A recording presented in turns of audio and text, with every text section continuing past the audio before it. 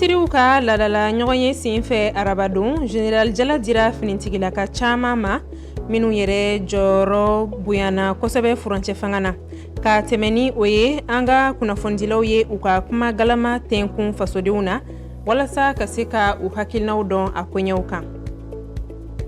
Mali Conseil national du patronat magoɲɛbatigiw ye dɛmɛ don mɔgɔw ma minnu ye ji walangatali kɔlɔlɔw sɔrɔ fɛn min ye sefa wari miliyɔn 100 ye u sera ka olu de fara ɲɔgɔn kan ka di u ma sɔni an bɛna an da don o kunnafoniyaw la.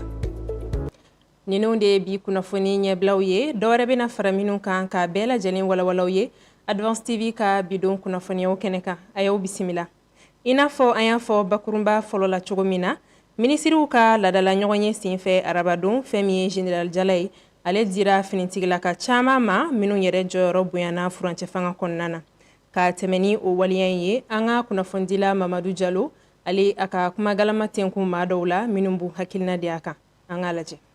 Ils étaient 5 colonels et bien depuis ce mercredi, ils sont désormais généraux à titre exceptionnel. Il s'agit bien évidemment des anciens 5 colonels et du ministre de l'administration territoriale. Une nouvelle qui a fait le chou gras de bien des discussions. Il faut attendre aussi un moment opportun pour leur nomination en grade de général. Pour moi quand même c'est précipité. C'est précipité. L'État souffre et surtout la baisse de l'augmentation du prix des alimentations, des riz. Tout le monde en parle. Les plus méritants n'ont jamais été récompensés dans ces pays. Cette manière de faire là, ça doit changer. Ce qui concerne la nomination des 5 colonels, je pense que c'est quelque chose qui est mérité, mais j'aurais pu quand même faire ça après, parce que présentement, ce n'est pas le moment opportun, c'est mon point de vue. Bien que parmi les hauts gradés qui ont été promis, il y avait des généraux, toutefois, l'attention a été attirée sur celui des colonels, disons ex-colonels. Cette décision me réjouit. Et si ça ne tenait qu'à moi, on aurait dû le nommer maréchal. C'est une bonne chose à mon avis. Ils le méritent au regard des exploits qu'ils ont faits. Leur grade de général est un mérite de bravoure.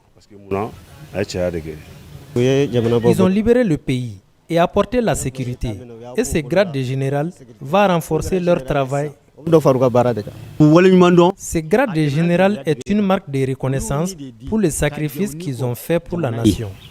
Malgré la divergence des avis, rappelons que la décision de ce décret de promotion à titre exceptionnel a été motivée par la volonté lors des assises nationales de la refondation. Une recommandation qui n'a pas tardé à s'exécuter, comme quoi aucune recommandation des assises ne sera laissée pour compte. Mali jamana ministre mun ka bara ɲɛsinen do jagoko ma Alassane Diallo ale bara dɔ kurumu kari min bɛ wele mois d'octobre, mois du consommé local dans l'espace UEMOA a baaraw senfɛ hakilina falenfalenw kɛra walasa cogo min na an yɛrɛ ka seko ni dɔnko olu bɛ se ka don ba la a baara kofɔlen kɛra Mali jagokɛlaw ka soba chambre de commerce la an k'a lajɛ. Et sans plus tarder, je déclare ouverte la conférence. Musow ka sin bon ale kɛlɛli kɔfɛ ka fara ɲɔgɔn dɛmɛ kalo kan octobre kalo ye kalo ye tuma min na fɛn min ye wulikajɔ caman ye olu bɛ kɛ walasa an yɛrɛ ka seko ni dɔnko ka olu don ba la ni a bilala sen kan jamana gouvernement fɛ contenu local ye waleya ye min b'a fɛ mɔgɔw ka se ka wulikajɔ caman kɛ walasa ka se ka sanuw kɛ an yɛrɛ ka magoɲɛbatigiw fɛ.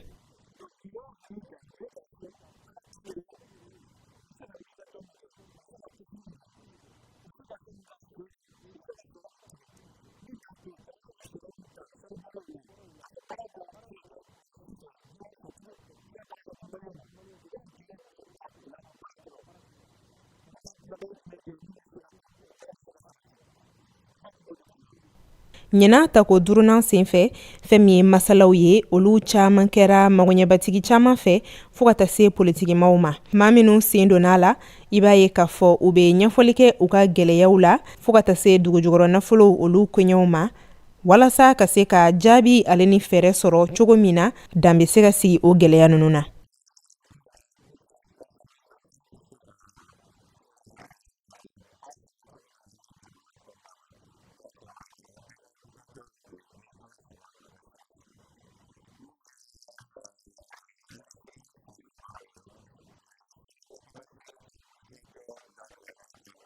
maa minnu sen donna nin masala nunu na u be ɲɛfɔli kɛ ŋaniya minnu sɔrɔla a masalaw kɔfɛ.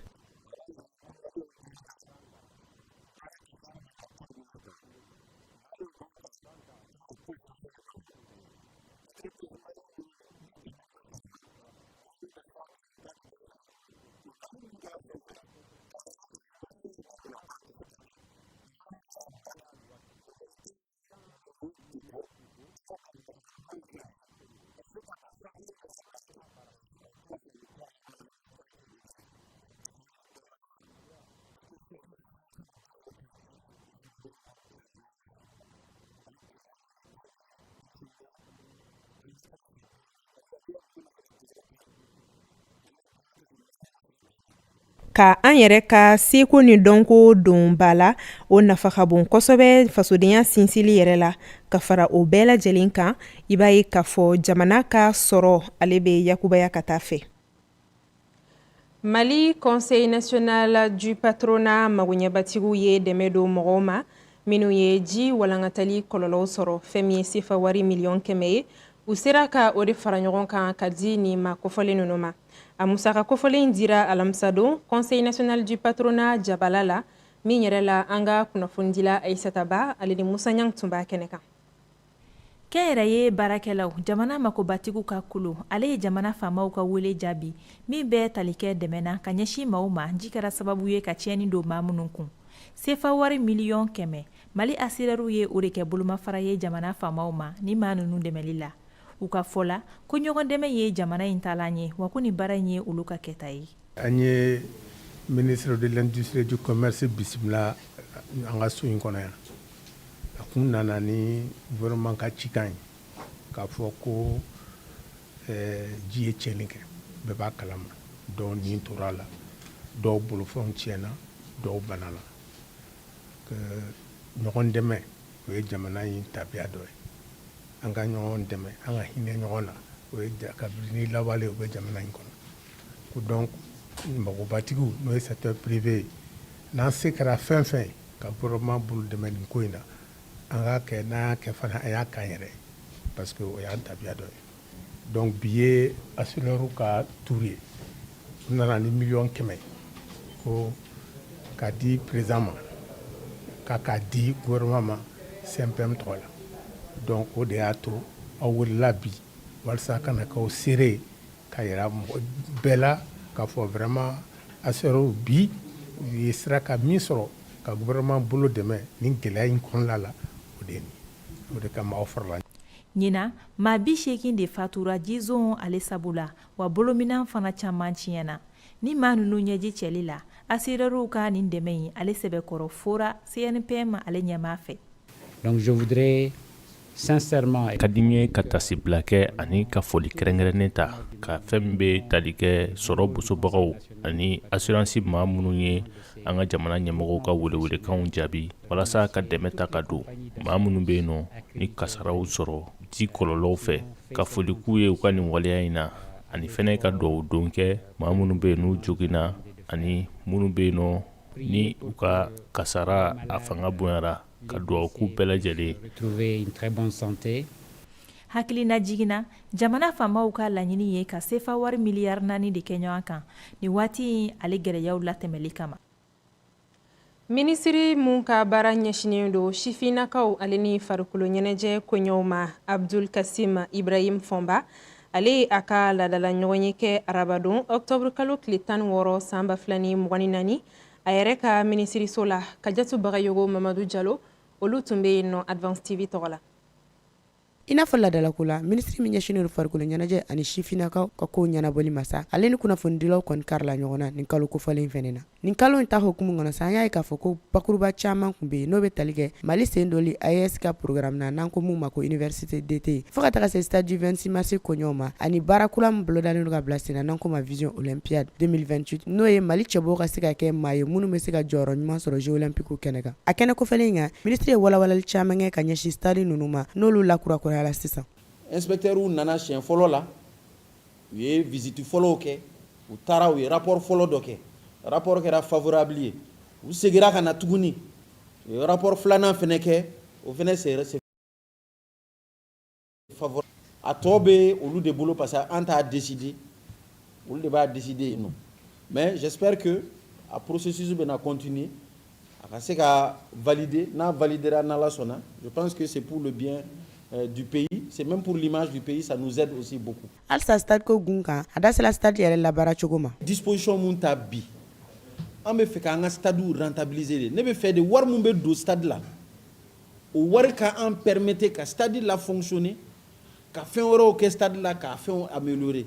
Directeur national des sports et de l'éducation physique n'o ye DNSM ɲɛmaaba ye ale fana ye walali kɛ maaw ye kasabi ko kan n'o bɛ tali kɛ Mali ka dolantan laban bɔra ka kɛ yan o la. 6 497 029.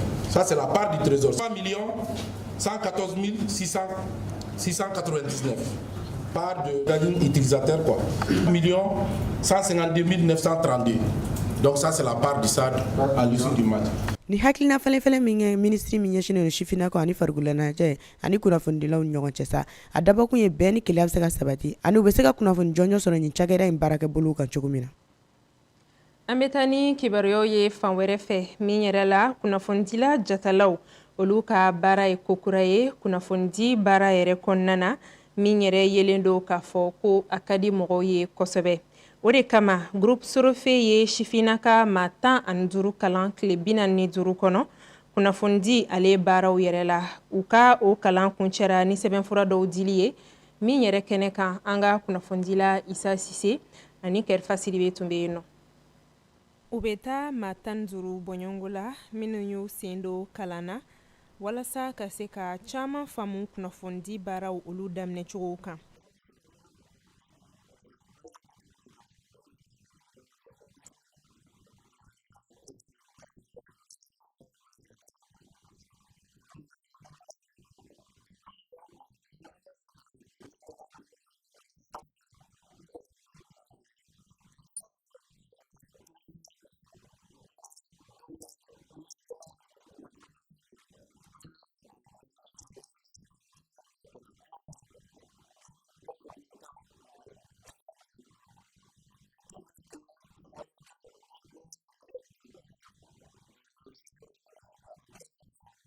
Ni sifinnakaw olu ka se ka caman faamu kunnafonidi baaraw kan o de ye groupe Sorofe ka laɲini ye. Maa minnu y'u sen don nin kalan in na olu ye a waleya fo kosɛbɛ.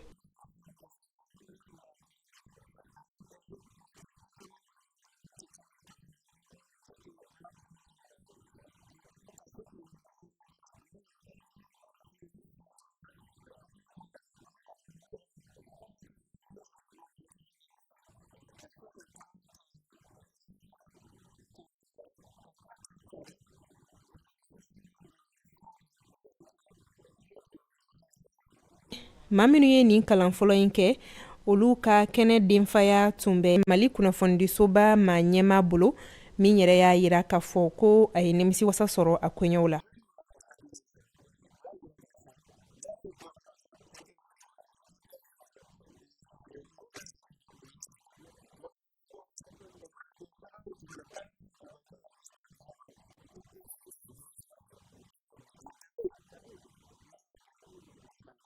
Maa minnu ye kalan kɛ olu ye sɛbɛnfura dɔ sɔrɔ ka fara o bɛɛ lajɛlen kan fɛn min ye studio kɛrɛnkɛrɛnnen dɔ ye Sorofe ale ye o baaraw kunfɔlɔ ka o kurumukari.